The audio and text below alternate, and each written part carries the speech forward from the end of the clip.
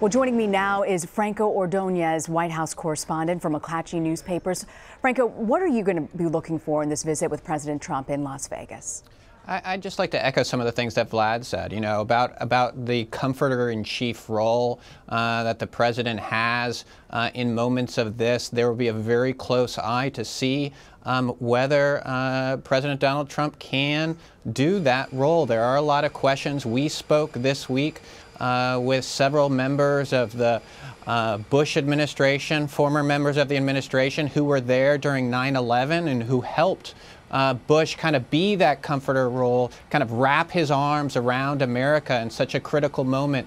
And there are some questions whether Trump can fill those shoes. This is a different type of circumstance, but it also happens at a similar time. Obviously, the country is mourning, but there's a lot of questions about certain things that he has said after the Orlando shooting, saying congrats for the recognition, Puerto Rico. There are concerns that he doesn't have that empathy, that kind of care that other presidents have had in the past. I want to ask you about gun control. Democrats are obviously calling on Republicans to address gun control. The president said that he's going to talk about it later at some point. We've seen the president make some unique moves that previous presidents haven't tried. I want to ask you, do you think that he will overpass these GOP leaders and their agenda and create something new? What is there a sense coming from the White House about where he's headed with this? I mean, certainly Trump kind of, teased that, we could talk of maybe that talk of gun control could be a possibility, but Sarah Huckabee Sanders basically shut that down very quickly, saying that this is not the time to do that. There will be a time for policy. Really, what I think is interesting is how quickly, the administration and Congress are getting back to normal times. Yes, certainly Twitter. If you watch Twitter last night and social media, it seems like the public was ready for change. They were ready to storm the U.S. Capitol, storm the White House. But the reality is Twitter is not the pulse of America. Guns are still extremely popular in America, and I think it's going to take it's going to be a long time before we do this. I wouldn't be surprised, however, if you do see Democrats on the side kind of push farther.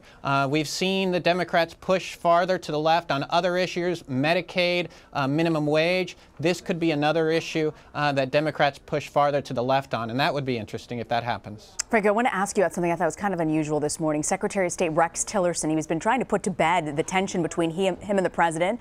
Usually people might ignore questions, comments about tension in the White House as just sort of talk, but he addressed it head on today. I want to play you a soundbite from that.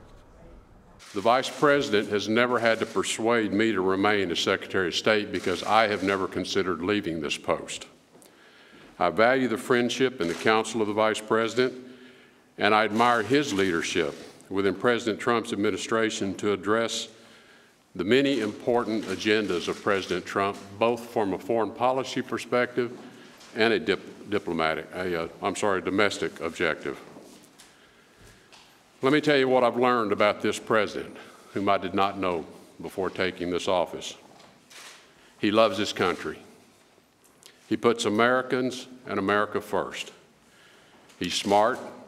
He demands results wherever he goes, and he holds those around him accountable for whether they've done the job he's asked them to do. What are people saying? Why did he come out and address this report head on? The reason why he's heading the report head on is because there was an NBC News earlier report that basically talked about the friction between Tillerson and the White House, including alleged remarks that Tillerson called Trump a moron. Those are some very harsh words that came from their sources, anonymous sources.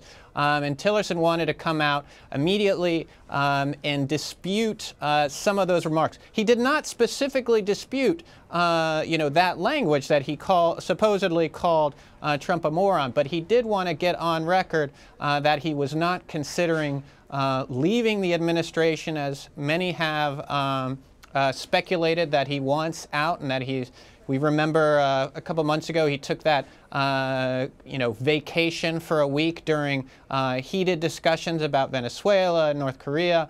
He is There's been a lot of speculation about leaving. Today he says that he didn't want to answer kind of petty commentary such as that comment, yet he does have a big press conference to kind of hit these things head on. So, Franco, when you look at their policy, where do the roads diverge between Tillerson and Donald Trump?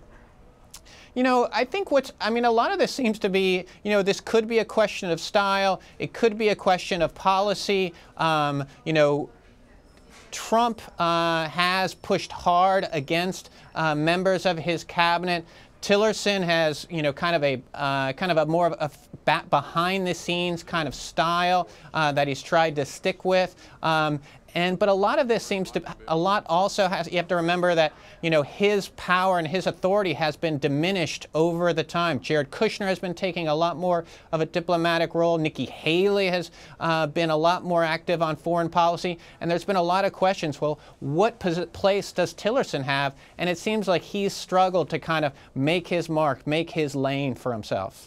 I want to ask you also about White House Budget Director walking back the president's comments last night that he'll need to wipe out Puerto Rico's debt. This made a lot of buzz overnight. Why aren't they on the same page, and can the president really do that? Yeah, I mean, you know, there's been plenty of times where members of the cabinet, members of the staff have not been on the same page as President Trump.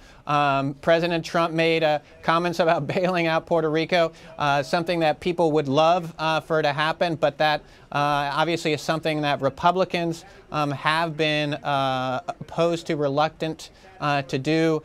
Puerto Rico has had debt issues for some time. And it was surprising to hear the president say that. It was not surprising that Mick Mulvaney came out quickly and said that that's not something that we're going to be able to do right away. Well, Franco, one thing you can never accuse the president of is being boring. That is true. That is true. Franco Ordonez, thank you so much for joining us. Thanks for having me.